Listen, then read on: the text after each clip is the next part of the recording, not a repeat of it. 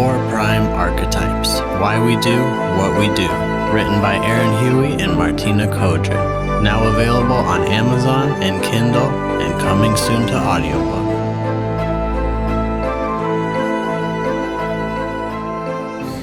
All right, so we're here again to talk about relationships between the different prime archetypes. And this time for real, we're gonna talk about relationships between bards and warriors. So Aaron, take it away. All right, so one of the last things we said in the Wizard Bard is that the sex in a Wizard Bard relationship is good. It's good. The reason why it's not like woohoo is because one of the partners is doing a lot of thinking during, and it's hard for the wizard to lose themselves in moments. Remember the picture? Crystal ball in one hand, a tomb of historical magic in the other hand. So they're always in the past future. Am I doing this right? Yeah. Am I doing this right? I learned that technique. I watched that video. Do they like it? And the bard is very much in an emotional experience. How do I feel? How do I feel now? How do I feel now? How does this person feel? Are they feeling it? If I do this, do they? Right? Because the bard is the other to other, while the wizard is other to self. Let's talk about bards and warriors, and we'll start off with the juicy stuff. The sex is intense because there is an energy that bards and warriors have. Jesters have it too, but they keep it for themselves. Mm-hmm. And when other people are entertained by the jester's energy or attracted to the jester's energy, it's because they want it for themselves too. Bards and warriors share their energy. They give their energy to others for a reason, a purpose, a cause. There is some decision that is made that I'm going to give this person all of me or what they need so that I receive all of them back. The bard warrior relationship is passionate and energetic and complex and chaotic. It is big emotions. These are the couples that are together today and broken up tomorrow and cheating other on Thursday and Friday are getting married. And you're like, wait, what? Like, are you both insane? And yes, they are, for each other, for the energy, for the connection, for the passion. Both the bard and the warrior are creatures of passion. And because both of them are looking to affect others, right? Bard is other to other, warrior is self to other. Because they're both looking to cause an experience. Warrior's looking to change or fix something. The bard's looking to give the other what they want. It's intense. It's intense. And addictive. And not always super healthy relationships. Memorable. Yeah, memorable. A little insane. Yeah. Yeah. Emotionally crazy. Yeah, definitely. Yeah. Sometimes it ends in an explosion. Those relationships very rarely trickle out. And one of the things that the warrior bard in relationship have to both really work on is having to make the other person the enemy so that you can move on. These relationships don't always end as friends.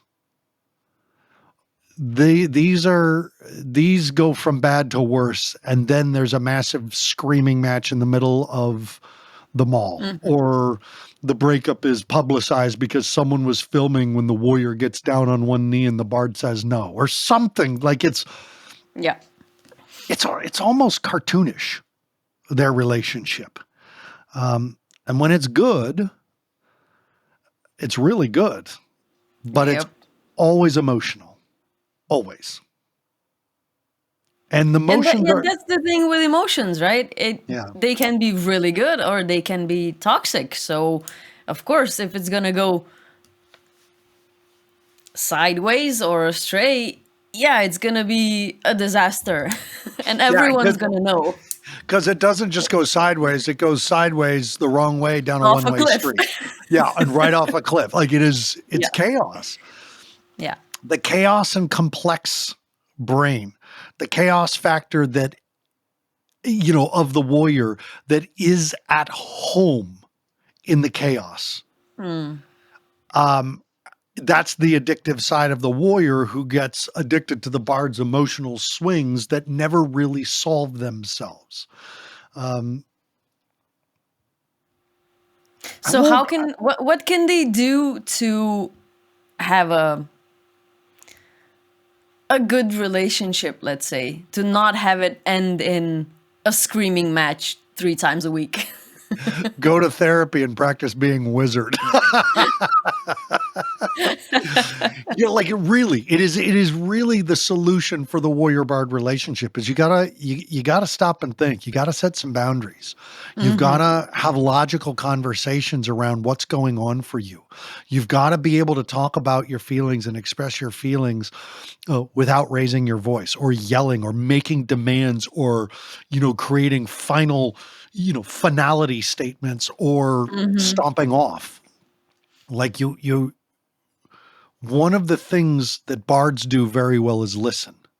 One of the things that warriors do very well is take action. One of the things that wizards do very well is analyze.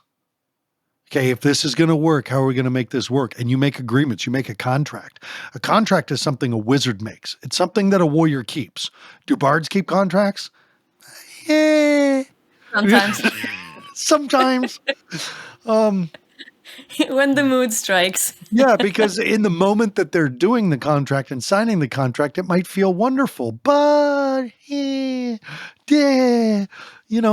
not so much. Not so much. But the bard will not necessarily just stomp off on a contract. That's what a warrior does. The bard will suffer a contract. And then one day have a massive emotional meltdown about how this contract doesn't work. And the warrior partner's like, you should have told me. I would have never. I love you so much. I would have never made you. Oh God, what have I done? And they're back to their old habits. So, so the solution for the bard warrior relationship is you need to wizard up a little bit and really think about what's coming out of your mouth because hurtful things can come out. Warriors say whatever's in their heart and wizards, bards say whatever needs to be processed. Yeah. And so hurtful things can be said and not meant. They're just because warriors, like bards, will act in the moment based on a feeling.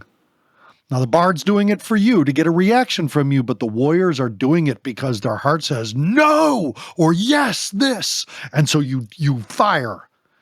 Someone's got to remind you to aim first, not after you fire the first shot. Aim first, and that's wizard. Yeah, I agree. We actually give you quite a few examples of how to develop and practice being other archetypes.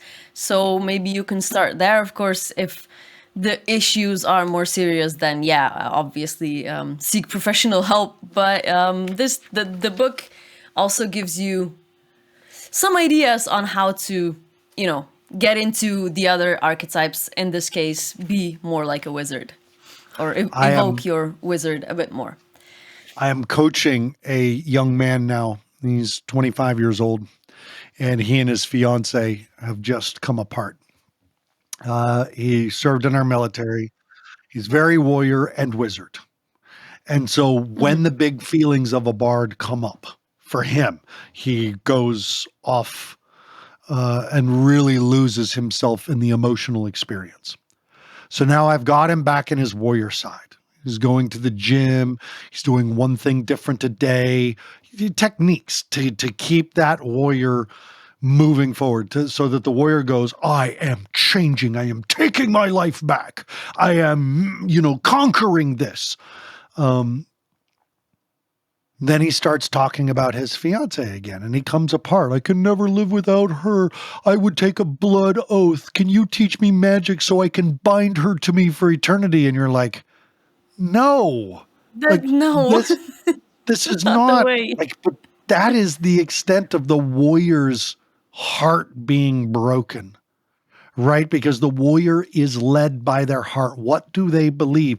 He currently believes that he and her were destined to be together forever. In his mind, using his words, blood oath, marriage, eternity. Like, what? Yeah.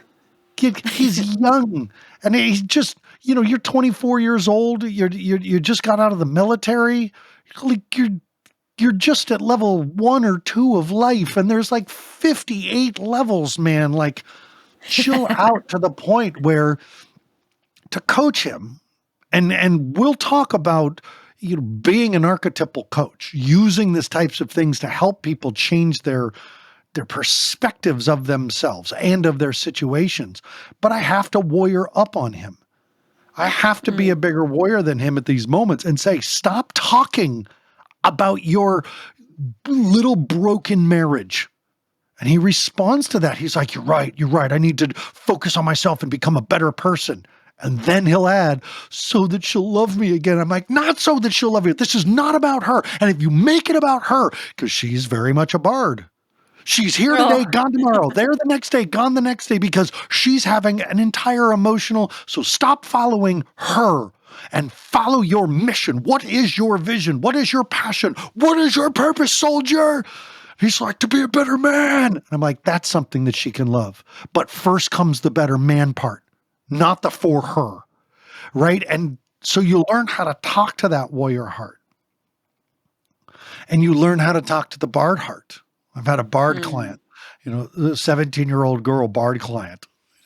Plenty of relationships and relationships with guys, relationships with girls, and in and out. And it's I love them, I hate them. I love them, I hate them. And I always respond, okay, bard, that's a good story for today. And she's like, right, I'm totally storytelling. And I go, it's okay, tell the story. Like, what's going on for you today? Well, I'm feeling this, and I feel this in my heart and my belly and my feet, and my hands are tingling and my belly aches, and I have such a headache. And she goes on and on with all these feelings. And then the next day I get a test. Oh my God, I feel so much better. I can't believe I was with them. And you're just like, come on. But that's the story. And so you let the story weave in and out, and you don't try to stop it, change it, or call cut. You just let them tell the story. Go ahead. No, I was just going to say maybe that would be enough with the teasers for now, because you're dropping hints as to what is to come in the following months and years with this project.